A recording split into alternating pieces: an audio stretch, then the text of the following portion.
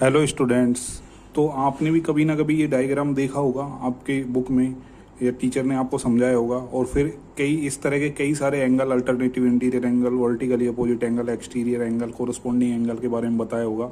But ये क्या करता है, आपके दिमाग में कन्फ्यूजन क्रिएट करता है। तो कभी ना कभी आपके दिमाग में ये भी सवाल आया होगा कि किस तरह से चूज करें, किस तरह से पहचानें कौन सा एंगल कौन सा है। तो आज हम उसी के बारे में देख रहे हैं। ठीक है, सबसे पहले तो देखो, अगर ये दो लाइन कुछ इस तरह से और तीसरी लाइन इसको काट रही है, तो इस लाइन को हम बोलेंगे ट्रांसवर्सल लाइन।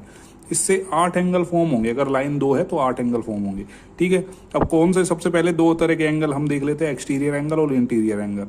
इंटीरियर एंगल क्या होता है, जो लाइन ये दो लाइन है, इसको ये जो तीसरी लाइन काट रही है, इन दोनों लाइंस के अंदर वाले एंगल को हम बोलेंगे इंटीरियर एंगल। तो अंदर देखो कितने कौन कौन से एंगल बन रहे हैं। एक तो 2, 3, एंगल नंबर 5 और एंगल नंबर 8।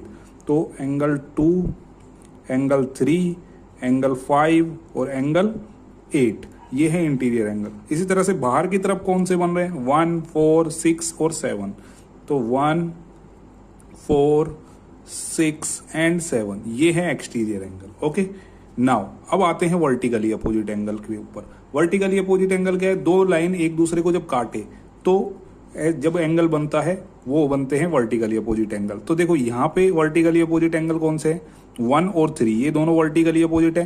4 और 2 आपस में वर्टिकली अपोजिट है। यहाँ पे देखो 5 और 7 वर्टिकली अपोजिट है, 6 और 8 वर्टिकली अपोजिट है।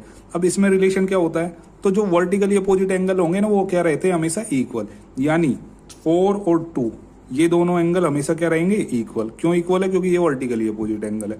1 और 3 आपस में इक्वल रहेंगे, एंगल 1 एंगल 3 के इक्वल रहेगा। इसी तरह से एंगल 5 और एंगल 7 इक्वल रहेंगे, एंगल 5 और एंगल 7 ये दोनों क्या रहेंगे, इक्वल। इसी तरह से 6 और 8, एंगल 6 इज इक्वल टू रहेगा एंगल 8 के। ठीक है, अब आती है बात कोरस्पॉन्डिंग एंगल की। अब देखो कोरस्पॉन्डिंग एंगल कैसे हम पता लगाएं कौन से एंगल कोरस्पॉन्डिंग है। कोरस्पॉन्डिंग का मतलब तो कुछ और होता है, बट मैं आपको बता रहा हूं किस तरह से आपको पता लगाना है। देखो आपको क्या देखना है, एफ देखना है। एफ देखो कैसा भी उल्टा सीधा टेढ़ा मेढ़ा एफ बन रहा है। देखो यहाँ पे एक ये एफ बन रहा है, तो यहाँ पे ये दो एंगल बन रहे हैं, ये 2 और 6, ये